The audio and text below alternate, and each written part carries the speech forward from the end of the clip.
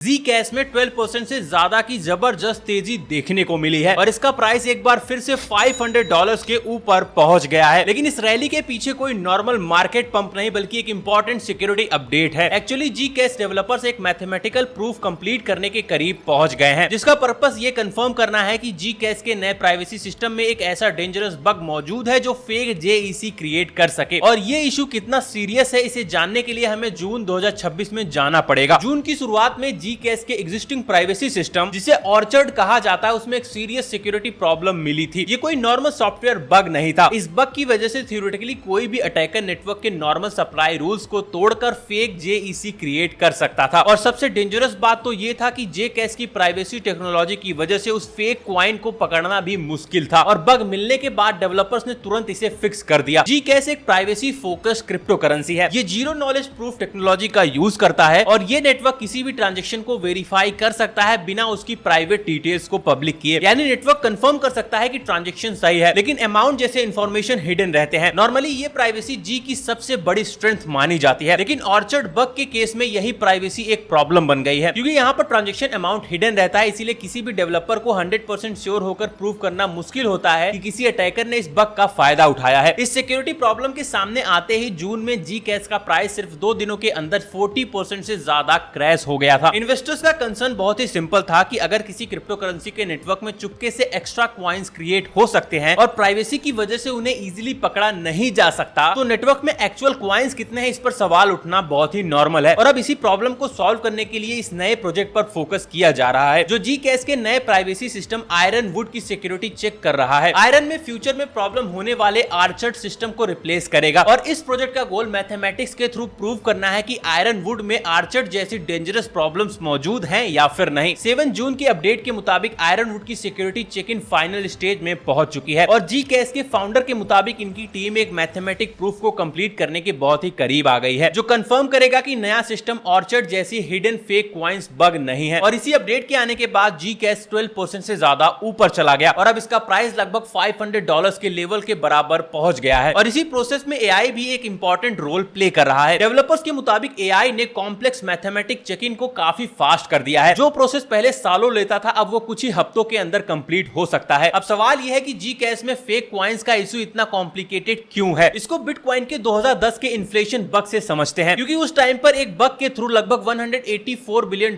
के fake bitcoin create हो गए थे। लेकिन बिटकॉइन का ब्लॉकचेन पब्लिक था, इसीलिए उसका ट्रांजैक्शन जल्दी ही पकड़ा गया और फिर डेवलपर्स ने इसे जल्दी से जल्दी फिक्स भी कर दिया। लेकिन Zcash का केस थोड़ा अलग है। इसके सील्डेड ट्रांजैक्शन में अमाउंट्स हिडन रहते हैं, इसीलिए अगर कोई अटैकर चुपके से फेक JEC क्वाइन क्रिएट करता है तो उसे पकड़ना बहुत ही मुश्किल हो सकता है। फिलहाल security check in final stage में पहुंच गया है, लेकिन मैथमेटिक प्रूफ ऑफिशियली कंफर्म नहीं हुआ है। मार्केट साइड पर देखें तो Zcash $500 के लेवल पर दोबारा पहुंच गया है और RSI अराउंड 68 पर है, यानी प्राइस में तेजी स्ट्रॉन्ग दिख रही है। अगर Zcash $500 के ऊपर टिका रहा तो 520 से $550 के रेंज पर दोबारा जा सकता है और अगर प्राइस टूटता है तो ये करीब $450 तक पहले गिर सकता है। बाकी आपको क्या लगता है हमें कमेंट में जरूर बताइएगा और ऐसे ही डेली और इंटरेस्टिंग क्रिप्टो अपडेट्स के लिए हमें सब्सक्राइब करना मत भूलिएगा। Crypto products and NFTs are unregulated and can be highly risky. There may be no regulatory recourse for any loss from such transactions. The information and material contained herein are subject to change without prior notice, including prices, which may fluctuate based on market demand and supply.